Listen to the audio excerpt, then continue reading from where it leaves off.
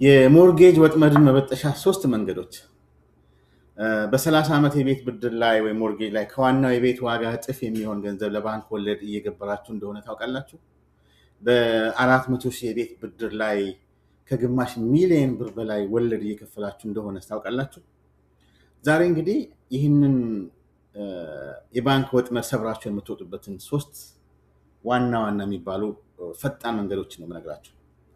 አንደኛው በየ2 ሳምንት ክፈሉ። ይሄ ባይ ዊክሊ ሃክ የምንለው ማለት ነው። ሜክ ዩር ሞርጌጅ ፔመንት ኤቭሪ 2 ዊክስ ማለት ነው። ባጭሩ በወር አንድ ጊዜ መክፈል አቁሙ። መደበኛ ወራዊ ክፍያችሁን ለ2 ከፍላችሁ በየ2 ሳምንቱ ክፈሉ ማለት ነው። ባጭሩ በአመቱ ውስጥ 52 ሳምንታት ስላሉ ሳታውቁት በየአመቱ 13 ሙሉ ወራዊ ክፍያ ትፈጽማላችሁ ማለት ነው። 3000 ብር የነበረው 6000 ታደርጋላችሁ ማለት አይደለም።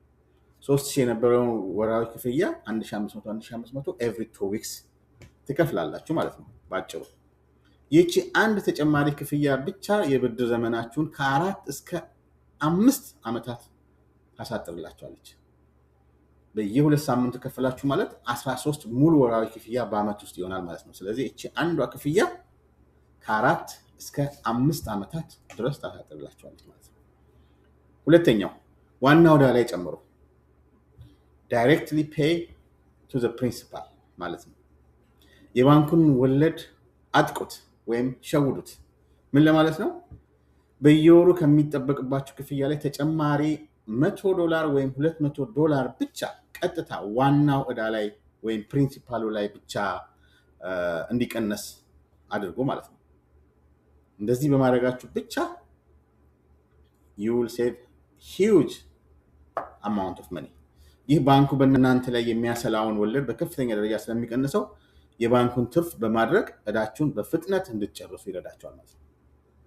ሶስተኛው የ15 ዓመት ብድርን ምረጡ። instead of 30 years loan you need to take 15 years loan ማለት ነው። የረጅም ዘመን ጨዋታ አቁሙ። በ30 ዓመት ፈንታ የ15 ዓመት ብድርን ምረጡ።